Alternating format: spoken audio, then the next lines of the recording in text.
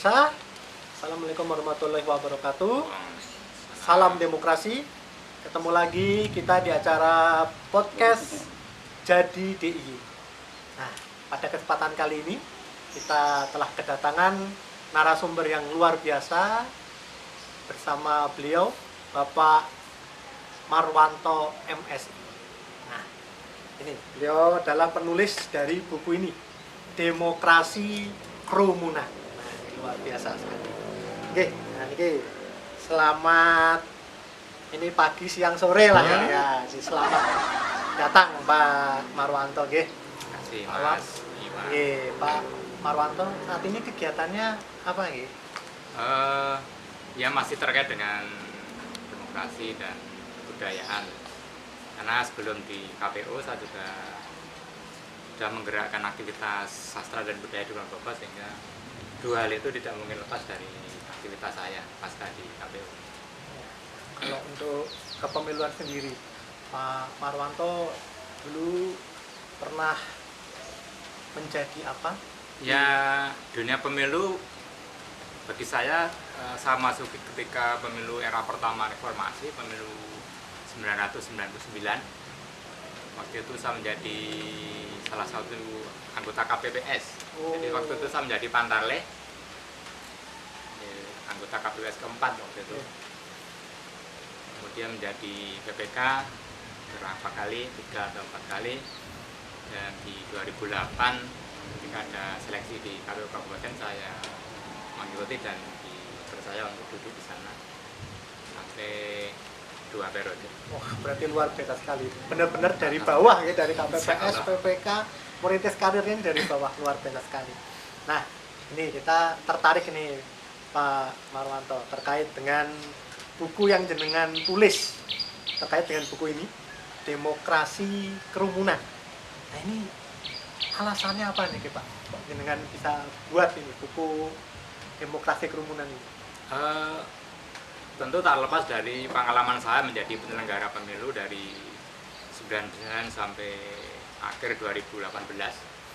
Jadi salah satu yang saya amati itu terkait dengan fenomena partisipasi pemilih.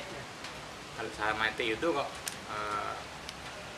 pemilih di Indonesia itu sebagian besar seperti ketika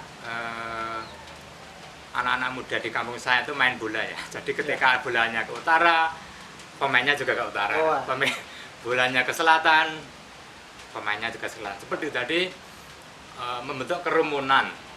Seperti itu. Jadi relatif tidak didorong oleh argumentasi rasional ketika pemilih itu menentukan pilihan maupun datang ke TPS. Jadi sehingga saya terus punya istilah itu, kerumunan, demokrasi kerumunan, karena di pemilu itu banyak kerumunan, terutama dari sisi pemilihnya. Saya kira intinya seperti itu, Mas Iwan. Jadi beratan kalau misalnya ada pasar malam gitu ya, kebak gitu, mesti rame gitu. Jika ditarik ke argumentasi mungkin yang lebih ilmiah, ini adakah teori ini Pak yang melandasi demokrasi kerumunan ini? Setahu saya, kalau digandingkan demokrasi kerumunan itu belum ada ya. Tapi saya ketika membahas kerumunan itu ingat teori dari Gustav Le Bon. Kalau nggak salah di bukunya The Craft of Mind itu, jadi ketika di dalam kerumunan itu orang-orang di dalamnya itu relatif berpikir sesuai pikiran kerumunan. Jadi akal sehat, pertanggungjawaban dan argumentasi rasional masing-masing individu itu relatif tidak ada, sehingga saya membayangkan ketika pemilu itu ketika ada tren calon A mendapat dukungan banyak, maka sebagian besar masyarakat itu juga akan cenderung ke calon A tersebut. Sebetulnya itu tidak masalah ketika argumentasinya rasional. Nah, sayangnya di Indonesia ini lebih digerakkan oleh yang kurang rasional, misalnya popularitas dari calon, dan itu juga kurang ada kaitannya, relevansinya dengan misalnya kualitas kepemimpinan dan seterusnya. Jadi seperti itu. Gustav Le Bon itu dalam crowd of mind itu seperti tadi tidak ada tanggung jawab terhadap pilihan yang mau dijatuhkan. Sebagian besar pemilih seperti itu menurut amatan saya selama ini. Ketemu lagi pemirsa di acara podcast Jadi DIY. Dan ini temanya masih tentang demokrasi kerumunan. Nah, dan kita ini pindah tempat, ini tadi hujan soalnya. Nah, ini tanya terakhir nih Pak Marwanto ya, terkait dengan bagaimana mengatasi dan meminimalisir demokrasi kerumunan. Ya, karena tadi penyebabnya adalah kurangnya kesadaran politik atau kesadaran berpartisipasi dari masyarakat pemilih. Jadi tentu saja strategi atau kiat untuk meminimalisir ya pendidikan pemilih, pendidikan politik dan pendidikan keluargaan dari masyarakat itu yang memilih. Karena selama ini terkait dengan pemilu kita disibukkan oleh problem teknis pemilu. Di berapa pemilih yang tidak masuk di DPD dan seterusnya, tapi lupa bahwa mereka yang masuk di DPD itu perlu dididik kesadaran politiknya, kualitas partisipasinya. Saya kira KPU sebagai penyelenggara sebetulnya perlu diberi kemenangan untuk melakukan ini. Di sela-sela tahapan pemilu ada waktu jeda dari KPU untuk mengurusi pemilih ini. Karena ketika di undang-undang itu ada klausul yang mencantumkan kewajiban KPU melakukan pendidikan pemilih, itu tidak disetujui oleh DPR, sehingga yang terjadi adalah kewajiban KPU untuk sosialisasi pemilu. Ini agak beda, hanya menginformasikan tahapan-tahapan pemilu. Karena dari sini barangkali malah bisa dibaca kita, terutama yang tidak menyetujui klausul itu, tidak ingin pemilih itu cerdas. Sehingga ada apa? Kenapa kalau tidak ingin pemilih itu cerdas?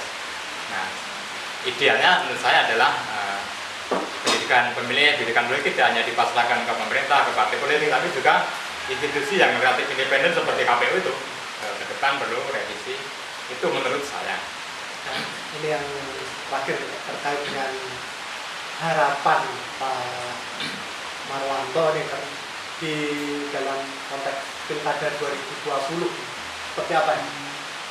Ya, meskipun tadi kita sampaikan menjadi tantangan sendiri karena dalam tanda fitrah masyarakat kita itu kerumunan, sehingga di dalam kerumunan itu pemilu atau pilkada serentak dibatasi, sehingga harapan kita malah yang ikut itu justru yang punya kesadaran dan punya argumentasi rasional terhadap pilihannya. Sehingga meskipun partisipasi barangkali nanti tidak sesuai harapan secara kuantitas, tapi kualitas partisipasi dapat dipertanggungjawabkan dari yang ikut tadi. Itu harapan saya di pilkada ini. Dan harapan lain juga tentu penyelenggaraannya harus bisa menyelamatkan baik rakyat maupun panitia penyelenggara. Nah, dari tadi kita berbincang terkait demokrasi kerumunan. Nah, ini yang ingin tahu bukunya seperti ini. Mungkin silakan bisa dijelaskan isinya tentang apa saja di sini, Pak. Ini sebetulnya ada 3 bagian besar dari buku ini. Bagian pertama tentang demokrasi, kemudian bagian kedua tentang pemilu, dan ketiga budaya politik. Ini kumpulan tulisan saya dari ketika saya awal terjun ke penyelenggara pemilu tahun 99 hingga akhir 2018. Sebetulnya ini hanya pemikiran awal. Saya ingin melanjutkan yang lebih detail terkait ini. Saya masih punya obsesi untuk lebih menjelaskan ini di mungkin demokrasi kerumunan seri 2 ya berarti. Demokrasi kerumunan seri 2. Ini sendiri sudah dicetak 2 kali sebenarnya. Cetakan pertama 2018, cetakan kedua kemarin April 2020. Bisa didapatkan di mana-mana?